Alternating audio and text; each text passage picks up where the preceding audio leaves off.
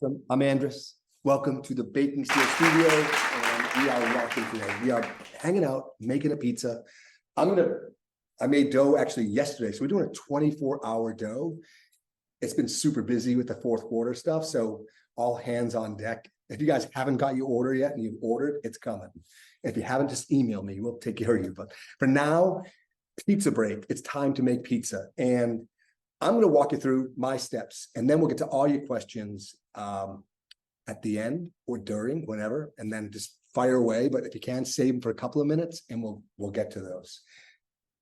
So first things first, I came in this morning. I got in here around like 8:30 or 9 in the studio. I made dough yesterday in my dough container, and I literally just left this out overnight.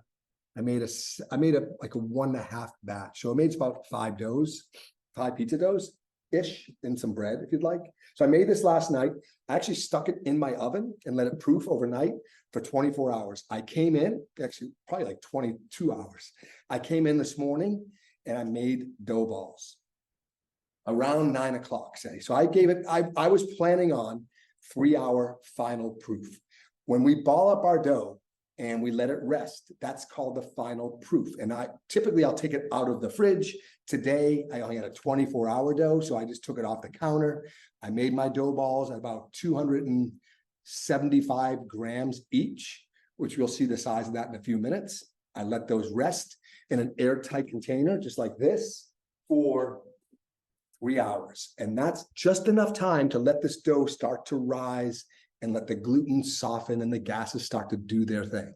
That's what's going to form our bubbles and our gases and our texture inside that dough. And we'll show you that shortly. I did that at 9 o'clock this morning.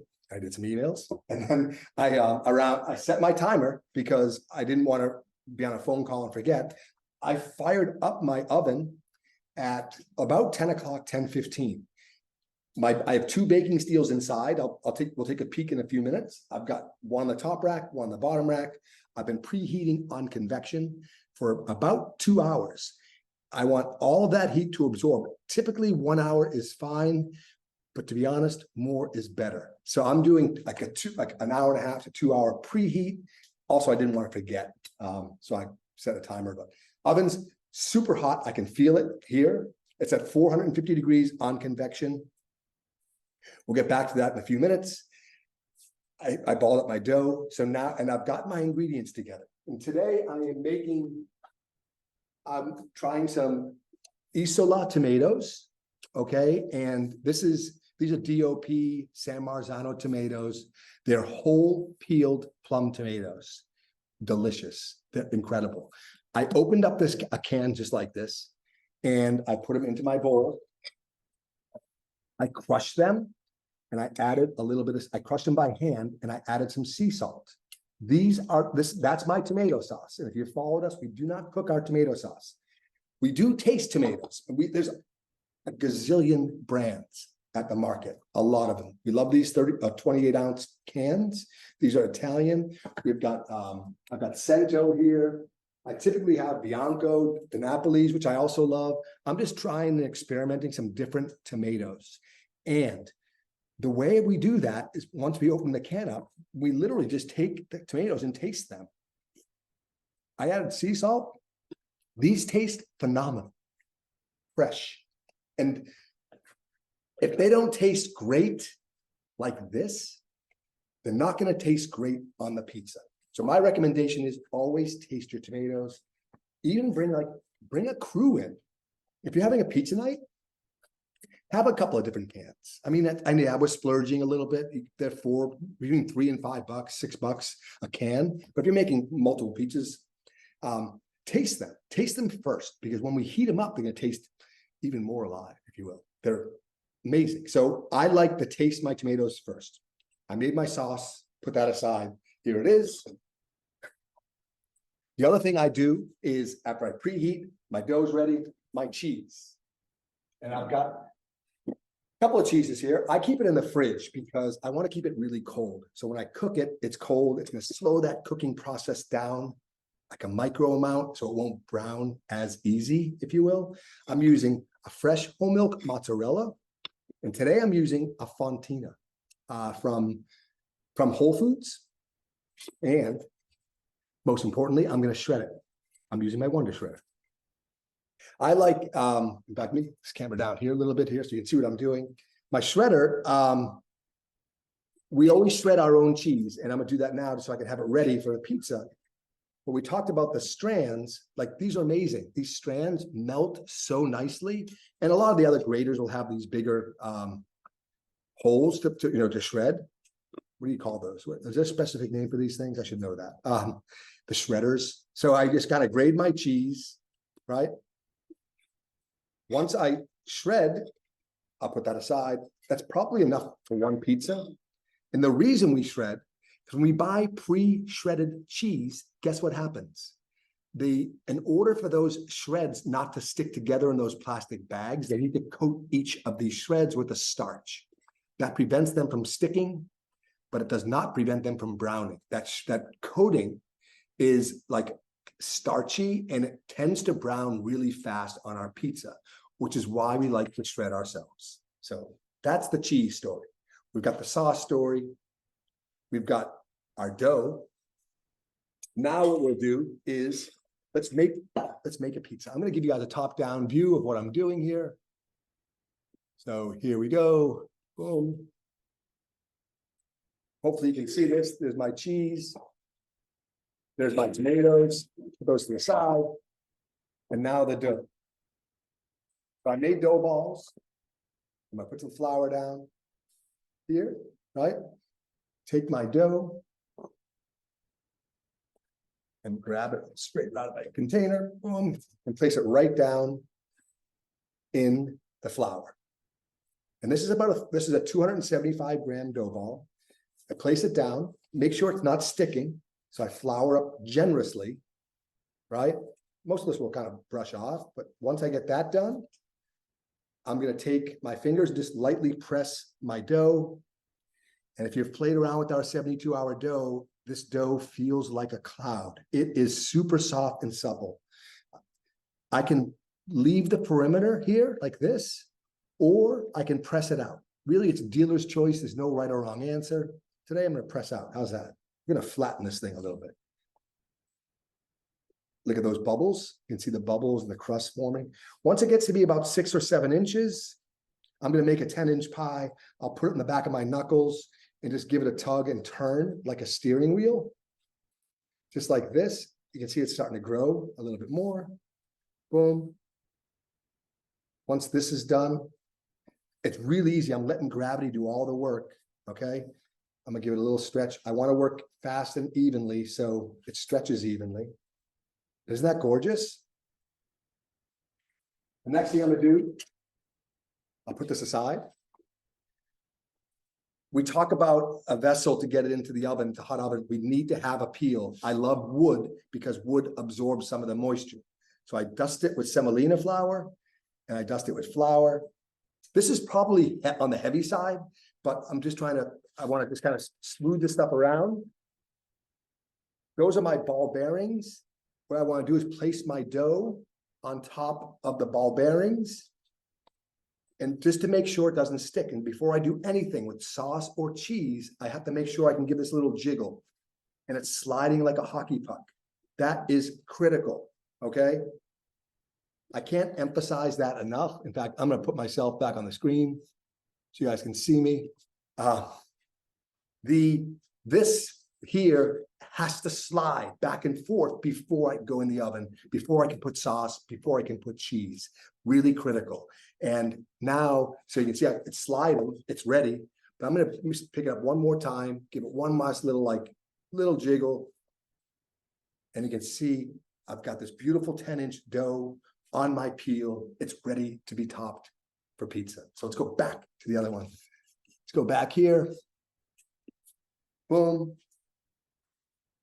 And I can also now, to make this pizza very unique, I can kind of pinch these edges just a little bit and give it a little pull. And that just helps gives the crust a little bit of texture. Like concave, right? It's got like some really nice, and I want this pizza to be awesome. And now I'm just about ready for the sauce. So before I do that, I'm gonna give it intuitively. I know how to do this. I'm gonna shake it again. Make sure it's gonna slide like a puck, right? Really silly. These come in really handy too, by the way. Bench scrapers, dough scrapers. We'll have our own soon. All right, so that's my dough, my ovens. I've got my sauce here.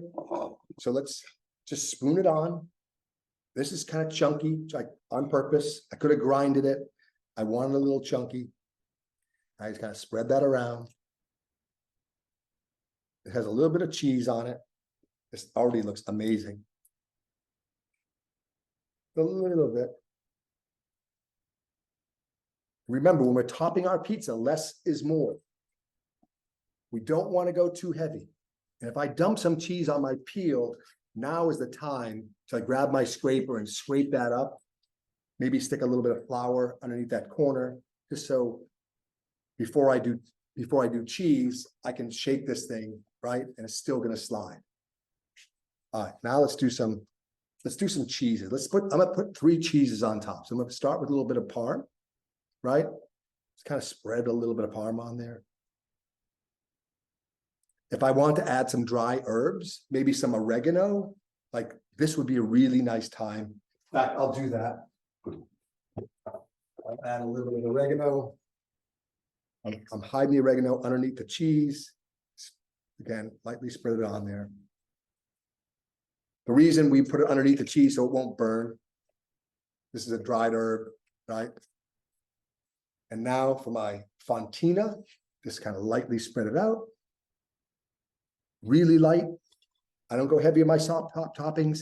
Less is more. That's my mantra. Less is more. And I don't like every bite to be the same, so I don't even distribute that evenly. It's kind of intentional. I just kind of make it like a canvas, like it's my art, and I'm just painting a picture. This picture just happens to be tasty, right? A little bit of cheese, right? That's it. That awesome? So before I go into the oven, I'm gonna give it a jiggle again. This thing's still sliding like a puck. So I'm really confident I can go into the oven and get this in the oven, right? You see that? Isn't that gorgeous? So it's about a 10-inch pie. It's still loose. Now, let me go up a little bit higher. You see, I'm gonna go to my oven. I'm gonna switch my oven from, I switched it from convection bake at 450 to broil. And the reason I want top heat, I've got a baking steel on my top rack. And if I only have one steel, I'm going top rack.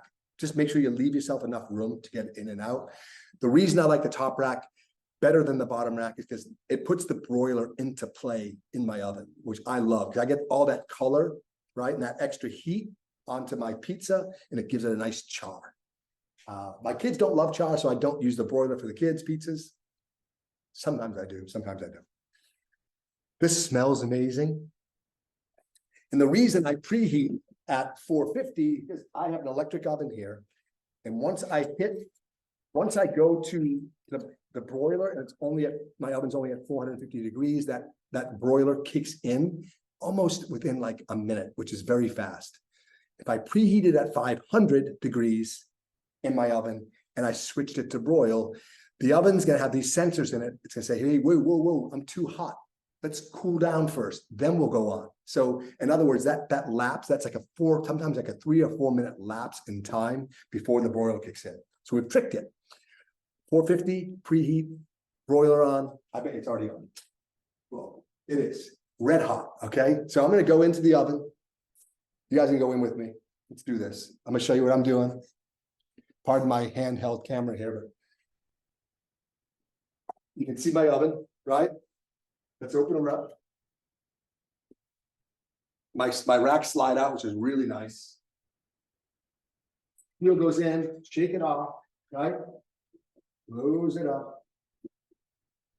You can see inside my broiler's red hot, right? And then I'm gonna set my timer for 2 minutes. I'm gonna burn this thing. For me, 2 minutes is a really good amount of time to for my pizza. I know the cycle of this oven. I know 2 minutes, it won't get too dark. It might flirt a little bit with too much char, but I feel like that's a really good number for us. Every oven's gonna be a little different. My old studio was like 90 seconds. This oven is like, between 190 and 120 seconds. What I'll do at that point is I'm gonna rotate the pizza. I'm gonna open the oven up and rotate it, because ovens and the pizza's round, the broiler's a square. The back of the oven's a little bit hotter than the front of the oven. So we kind of rotate. We call that the first turn in the business, right? We give it a first turn to get that nice color, even color on top. I will turn the broiler off just so the pizza doesn't get too dark. And I'll bake for an additional 2 to 3 minutes. So that's been 1 minute right now. I'm gonna go peek and make sure everything's all right. Get in there, looks good already. So I'm gonna actually, because it's been about, I'm gonna switch that broiler off in about 15 seconds. I'm gonna use one steel today. If I'm making multiple pizzas, I would put that top pizza onto the bottom steel and launch a new one on top under the broiler. And I would continue that cycle. I'm talking a lot today. That would help the bottom, then the bottom pizza will cook in about 2 more minutes. We'll have like every 2 to 4 minutes, we'll have a new pizza coming out of the oven. But with one pizza, one steel, all we need. So I'm gonna now turn my broiler off, go back to convection bake. Convection bake, I'll go to 500 now. And start peeking one more time if it's not too dark. It looks amazing. It looks so good. And now I'm gonna go 2 more minutes. Boom, 2. I've got the broiler off, I hope. Yes, the broiler's off. The oven is, this will be a 4-minute pizza. I've got really nice color on top. We'll peek at that again in a few minutes. After 4 minutes, this pizza's done. We're gonna have this incredible pizza 4 minutes in at home on a baking steel. Great tomatoes, great cheeses, an incredible dough. It does not get any better than this. It doesn't. I've been everywhere. In fact, I just talked to a friend of mine who's in Italy. He's like, the pizza's amazing. It's phenomenal. However, the pizza I make at home on my baking steel is even better. So let's get to some questions from you guys. Please fire away as this one's going. We'll pull that out. What is the third cheese? So I use, for this pizza, I used this is a grated Parm underneath, a fresh mozzarella, and I shredded some fontina. It's like a soft milk cheese. It's really, really beautiful. Melts really great. I hope that answers that. And then what is my dough hydration? Great question, Mark. The dough is a 70% hydrated dough. And if someone's asking what that means, is that the flour is the base. I used 70% water to flour. In this case, it was 500 grams of flour. Actually, it was 750 grams of flour. I used 525 grams of water. You divide those two numbers and you get 70%. And I can tweak it up. Instead of 525, I can put like 540 in to get like 5 to 71 or 72%. I like that a little higher hydration in my doughs.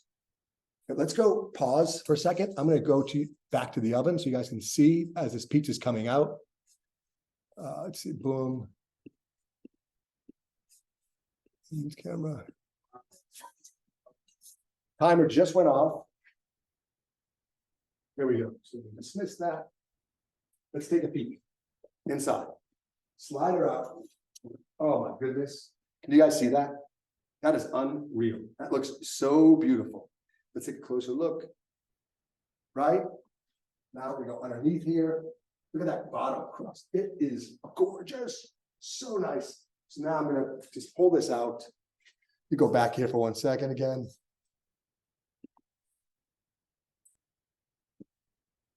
Pull this off.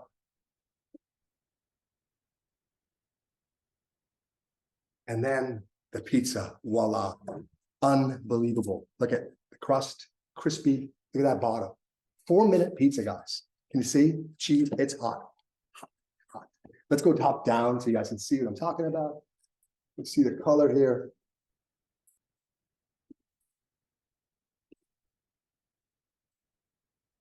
Oh, isn't that beautiful?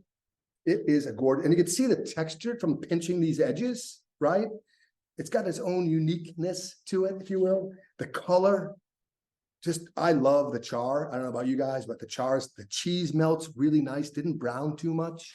Combination, you can see the tomatoes, you get some chunks of tomatoes. It's crispy, right? I mean, I could probably go another 30 seconds in there, but it's hot. It's just, it's gorgeous. Amazing. And literally done in 4 minutes at home in an oven, like mind blown. And mind blown. I've made pizza 1,000 times, more than that. Each time I'm mind blown, every time. Just think about having guests at your house or your friends and family, what they will do when they see the creations that you can make at home. And by the way, they can make them too, right? It's phenomenal. Let's get to some more questions. We put this aside. I'll bring that home later. My kids, they'll love it. Let's see. All right. Dough hydration is good. In the oven at 450. Is the oven at 450 again? Great question. By the way, this oven, Monogram, shout out to those guys. I can fire it up from the phone app. It's unbelievable. So if I'm coming in and I'm coming in like hot, literally, I need my oven preheated. I can just go into my app, preheat it. When I arrive, my oven is hot. Just make sure your oven's clean. All right, so now that's that. So 450. When I go back, when I turn the broiler off and I knew I was only making one pizza, I didn't really need the broiler again anytime soon. I went back at 500. So I was a 500 degree. You can see the bottom was really cooked really well. You guys can see this. That's great, right? Good color, good crisp. Amazing. All right. Use so to rotate the pizzas from top to bottom for multiple, but doesn't your broiler kick off after a few minutes? Mine does, unfortunately.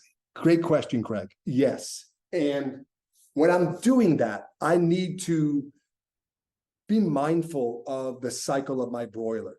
I will typically get like 4 or 5 minutes out of my broiler when it's on, and I'm opening my oven up, so it's kind of cooling itself as I do that a little bit. That allows my broiler to stay on for several pizzas at a time. After I make 3 or 4 pizzas, I might pause and put the oven back at 450 and kind of take a breath, clean up, rest a little bit.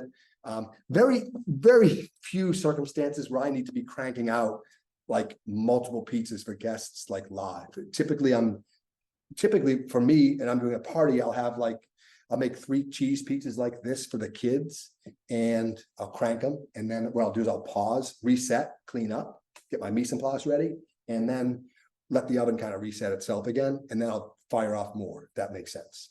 So yeah, once you learn that cycle and what your menu is, etc., you can make it all happen. As well as turning on to the wonderful show. Have a great holiday season. Tony, thank you. You're amazing. Thank you for kind words. I love kind words. You guys are amazing. And I'm so grateful to do these classes with you guys. We're going to try to amp them up next year. In fact, we might even do some privates for people that are, maybe a little shy in the questions. So we might do some like 5 or 6 group private classes for anyone that wants to do them, and might be a combination of people, it might be families, it might be etc. And we'll really dig into like making the dough and the pizzas and etc. So love them, can't wait. If you are making 2 at a time, do you switch to 500 degrees on convection to finish cooking on the bottom?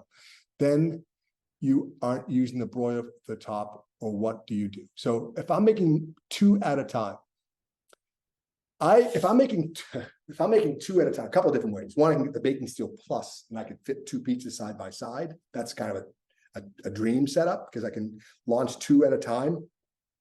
But typically, if I'm making 2 at a time with 2 steels, once I go, if the broiler is on and I go to the bottom steel, the top of, from my experience, and this is incredible, the top of the pizza will not cook anymore. It will not get dark. It won't get too dark. It won't char anymore. So typically, like if I'm doing photos, when we made our book and we had to do photos, and you can see the color here. I always use 2 steels for photos because I get the color I want on top. And once I go to the bottom, it protects the top of the pizza from getting too dark, but it allows the bottom to actually catch up to the top, if that makes sense. And then I'm going to have this beautifully cooked top, and kind of like this one. This was a 4-minute pizza. I think the top and the bottom cooked equally as well. It was 2 minutes under the broiler and 2 minutes on the bottom steel. Hope that answers that. What higher hydration ratio to be more prone to stick to the wood? Ooh, great question, Frank. That's a really good question. What about higher hydrations? Like what happens? It becomes the higher the hydration, the stickier the dough. We are using 70, our recipe, our 72-hour dough is 70% hydration. It is not for beginners. It's a little challenging. If you've got to that stage where you're making the dough balls, it can stick. And if we amp up that number from 70, even to 73 or 4 or 75%, it becomes even stickier. It just takes practice. I typically keep mine around 70 to 72 degree, 70 to 72 hydrated. I find like that's a really nice number because it creates the air pockets that we love, gets a really nice texture, cooks beautifully. That's my number. So if you go higher, if you go to 75, it's going to get sticky, and you need to really practice and use flour in your hands, etc., to help offset that stickiness. All right, Neil, I use the book Elements of Pizza, a great book. Totally agree. It is amazing. Hydration varies between 60 and 70, depending on the dough recipe. Yeah, and Ken Forkish, brilliant book, amazing. And yeah, New York styles are typically like on that 60%. The dough is a little bit more dense, less bubbles, more like bready, if you will, and like a New York style. They also add oil into those lower hydration, which I think amps up the hydration, changes the texture a little bit. There's really so many variables using the same ingredient. It's mind-blowing. You could use, higher hydration, lower hydration, add oil, don't add oil. Different flours, by the way, have different fermentation times. There's so many different variables using just the few metrics that we use. Hope that answers that. I want other ingredients like mushrooms, green peppers, sausage. When do you put them on under the cheese? Oh, great question. So Sue, asking, what do I do with the other ingredients? Sausage, mushroom, peppers. There's so many schools of thought on this as well.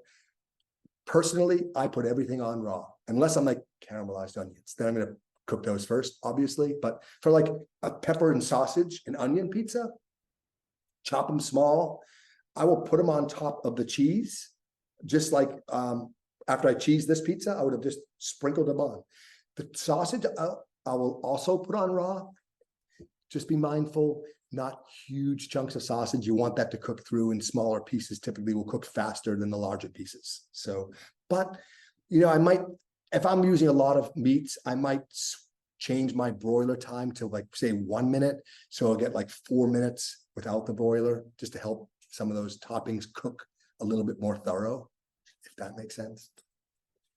So yeah, play around, but personally, I like raw. I love raw stuff on my pizzas, and white onion, raw, boom, awesome. Just a really nice crunch to it, good flavor, and just an experiment. Let's talk flour, 00, APF, bread flour, combination.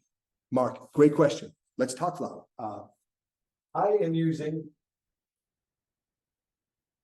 for me, not all the time, my go-to if I'm cooking for guests, and I mentioned this before, I made pizza dough. I was requested to make dough for a huge celebrity, still pumped about this, by the way, a very big name in Hollywood, and they asked me to make dough for them, and I did. And guess what? I was nervous, but I used Central Milling high gluten flour. I did a 72% hydration for this batch of dough. Is really special, and that's what I would typically do for my guests. I'd amp it up just a little bit, and it was great. I did a 24-hour room temperature fermentation, followed by like almost 2.5 to 3 days cold. Then I balled up, and then I had to ship it to like Florida. So I did a couple different stages, but I got it down there. It worked out great. So that was my go-to for the flour. Now that was a special dough. I mean, it's always special when we make pizza for friends, but these guys didn't know me, so I want to make it really cool. And I use this flour. Now, there's 00 flours. My biggest thing is organic. Just go organic. It's cleaner. I don't want any as few chemicals as possible in my flours. I eat that way. I try to cook that way as much as I can. So with that said, someone else who makes pizza will prefer 00 flour over bread flour, right? And sometimes for like the high heat ovens, like the Italians, those Italian ovens, the wood fired get to 900 degrees. Those 00 flour might be better for that high temp. However, we make our pizza on at a 500 degree temperature on our baking steels. We love bread flour. And if you don't want, splurge for this central milling stuff, King Arthur's got a good brand at the market. You can get it mostly organic bread flours. It's available. Look around, experiment, dump half 00, dump half bread flour into one recipe. That's a really cool adventure, a really good combination. You can you can tweak it to make it your own. Use the same formulas, but different flours, and you got your own recipe. Pretty awesome. Does that answer that, Mark? I hope it does. Last week, my first attempt at dough, it was so elastic. I could not get it to stretch. Do I need to let it proof longer, or did I proof it too long? Hey, Greg, good question again. If my dough is elastic, like meaning I'm going to stretch it a little bit to kind of retract right back into its shape. Typically that means when I hear that it didn't proof longer. I've had my dough sitting here in this container since 8:30, 9 o'clock this morning. 3 hours to me is like the minimum. And you saw my dough, it stretched out pretty easy. Gravity took it out. If I did that after 1 hour, it's not going to stretch. Not going to. Also, making dough balls is simple. It takes practice. You're not going to nail it the first time. Just keep practicing and practicing. The better you get at making those dough balls, trapping all the glutens and the gases inside and closing that and letting it final proof. When it's final proofing, the gases are trying to expand, right? And creating all those air pockets. The gases are trying to escape. We close them in. They don't escape too much, and the dough starts to rise or spread, one or the other. So again, my thing, if it didn't stretch well, probably did not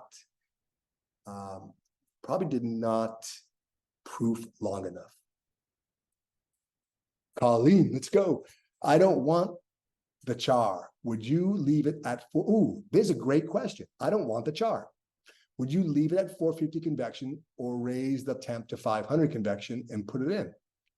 I assume you could use either top or low. Yes, that is a really good question.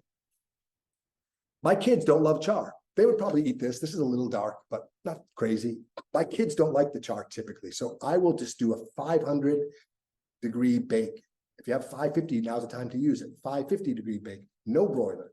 Your bake time's gonna probably go up a little bit to like 6 or 7 minutes, but that's your New York style pizza at home. Phenomenal. I love it. Less char, really nice cook on that crust, and it's gorgeous. And that's, if I'm doing that style, ultimately I might lower my hydration to like 60 to 65% instead of 70, less air bubbles. It won't blow up as much, if you will.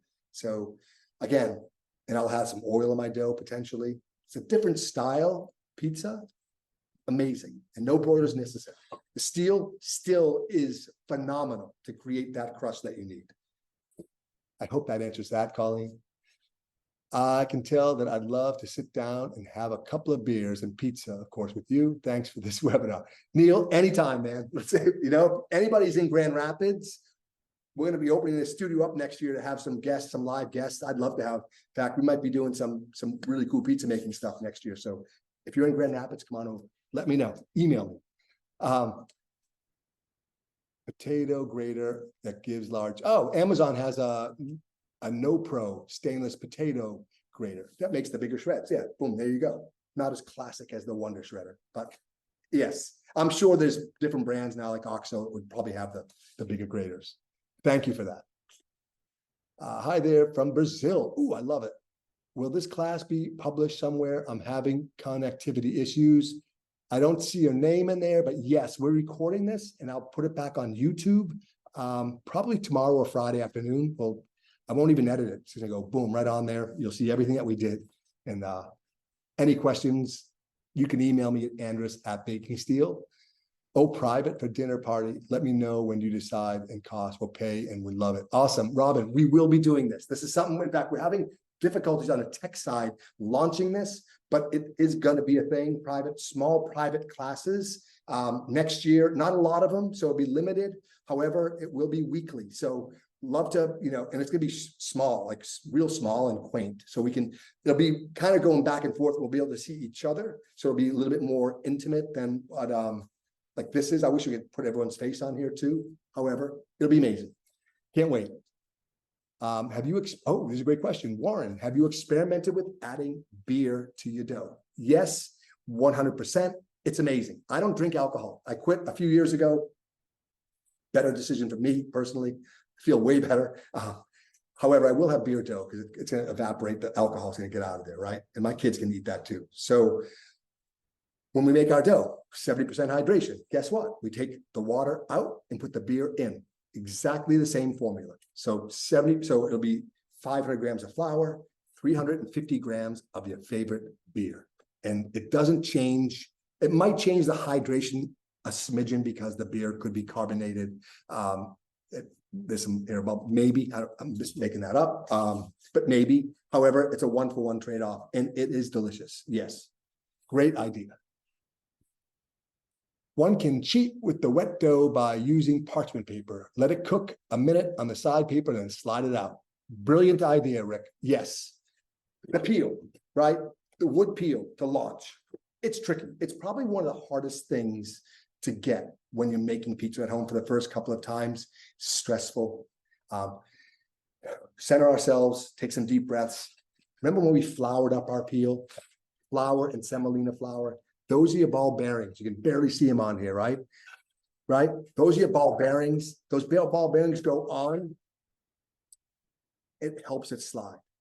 You saw I was very slowly making my pizza. I would literally make my dough, pinch the edges, add my sauce, give it a little jiggle again. Once you get it, you can even practice with like Play-Doh. I mean, anything. Once you get it, you will never have a pizza get stuck again. Knock on wood, I haven't had a failed launch. In a long, long time. I made thousands of pizzas. It's just very intuitive. Just a little bit of practice, you'll get there. I hope that helps. Oh, but to answer your thing, parchment paper, yes. Instead of the ball bearings, I will make my pizza on a piece of parchment paper. I can put the parchment right on my peel. It's super easy to slide down. It also keeps your steel clean as opposed to getting messy with the flours. Just be careful. If I'm using parchment, do not use the broiler. It will catch fire. I have done that several times. Sunrise Flour Mills, great heritage flours. Oh, there's a great, Katie, thank you for that. I have not tried it. There's a lot of these micro mills.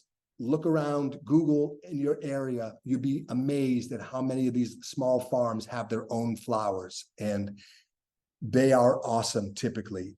Only thing I'd be careful with is the longer fermentations, because sometimes it won't have that protein strength to hold on to like a 3 or 4 day ferment. However, the flavor, the texture, buying local, phenomenal. So go with I haven't heard of this one. Sunrise Flour Mill has great heritage flours. Katie, where is that located? I'd love to check it out.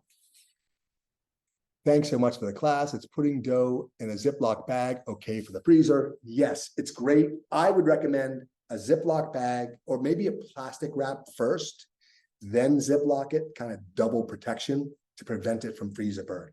I like to freeze my dough up to about 30 days max. The yeast will tend to slow down.